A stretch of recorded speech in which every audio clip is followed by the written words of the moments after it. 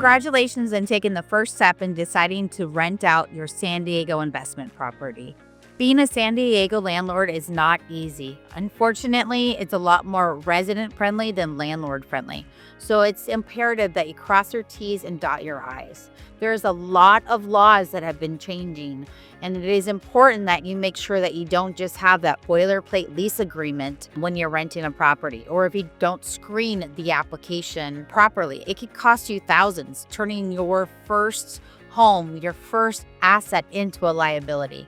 There are many tips, and I'm here to assist you with giving a little bit of tidbits of what I've learned from being a landlord myself, working with 6 different property management companies throughout the years for my personal investment properties, and being in the property management industry for 25 years. Hi, my name is Danielle Brooks, and I'm owner of Beyond Property Management. I know that being a landlord is scary, but it is also one of the best things that can change you and your financial wealth forever.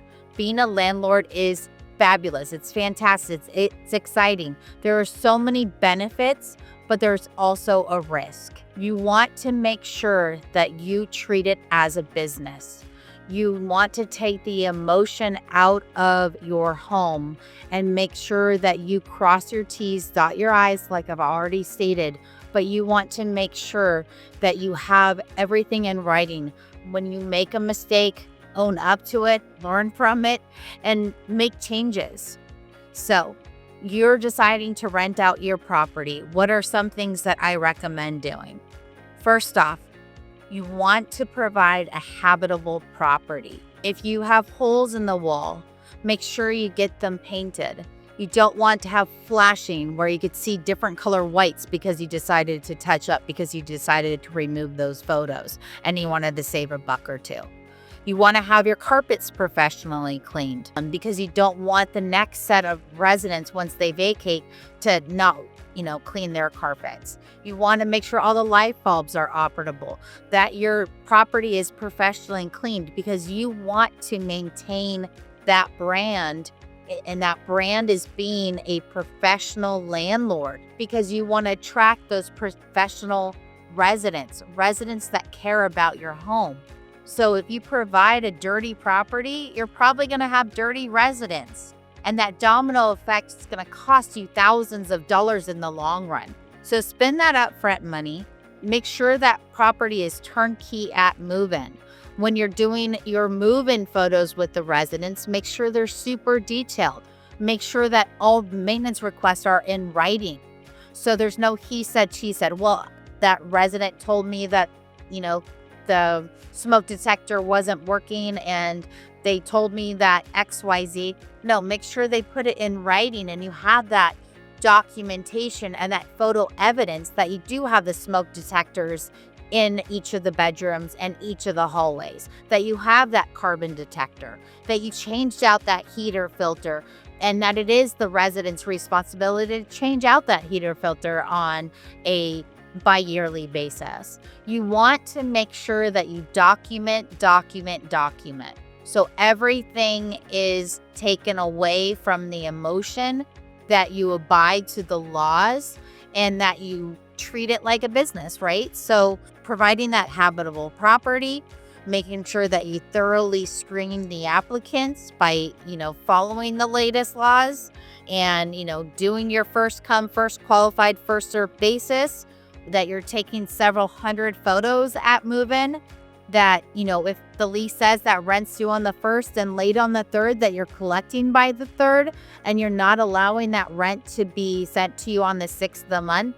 Because if they continue sending it to you on the 6th of the month and you're not charging a late fee, that could be construed by a lawyer that rent's now due on the 6th and not on the 3rd. That if a resident does have a maintenance request, they're not just giving a call or, you're speaking to them in person, that you're putting it in writing. So there, again, is no he said, she said, and you have that documentation up front. You want to assume you're going to court. And with that, you need to prove to a judge that you're doing everything by the book and you're following the laws. And you treated that person fairly, that you provided them that habitable property, and you treated it like a business, because it is a business. The business of 123 Ash Street is a business. Your home is now an investment property, and it's our job to make sure that it remains an asset. So careful screening. Make sure that you're doing those yearly inspections. Just because they're nice and they pay on time and maybe you live in Arizona or out of state, make sure you're still doing those yearly inspections, because you don't know if they brought in unauthorized pets. You don't know what the property looks like just because they're paying on time. So you want to make sure that you set expectations up front, that you have all the clauses that you need in your lease. Is your property in the city of San Diego? Do you have the tenant protection ordinance? Is your property in Imperial Beach or Chula Vista? Do you have their tenant protection ordinances? Is your property a rent-controlled property because it's a duplex? You need to let us know. Careful screening matters. Your leases need to have all the mandated clauses. Do you have the mold addendum? I mean, I feel on and on and on about all the clauses that are needed in a lease, because our leases need to be the thorough. In my opinion, the leases need to be the go-to manual. If a resident is paying you rent by depositing directly into their bank account, that's probably not smart, because if you decide to evict them or post a 3-day notice and they put $1 towards their $3,000 of unpaid rent, that dollar is going to trump that 3-day notice that you sent. So by them having access to your bank account, I highly do not recommend, or Zelle or Venmo or however you're collecting your payments like PayPal. You should have it where if they don't pay rent by that 4th day, because you've been collecting rent by the 3rd and you're treating it like a business, and if you do post that 3-day notice, that's the updated 3-day notices. By the way, our 3-day notices criteria has changed, that everything is correct. We want to make sure that we cross our T's and dot our I's. And I know I keep on saying that, but welcome to being a landlord. Welcome to being a business owner. It's super exciting because there's so many tax benefits of being a landlord. It's exciting because you could always have a home to come back to. It's exciting because this could be your son's property over the years. Just careful documentation is essential. Being a landlord is a business, so treat it like a business. Hire a CFO to be in your business, to whether they're doing resident placement or providing that lease. Make sure you're following the latest laws. Join the apartment association, the San Diego County Apartment Association, your local RIAs. Be up to date and make sure you have those mandated clauses. My name's Danielle Brooks. I'm the owner of Beyond Property Management, and I look forward to hearing from you.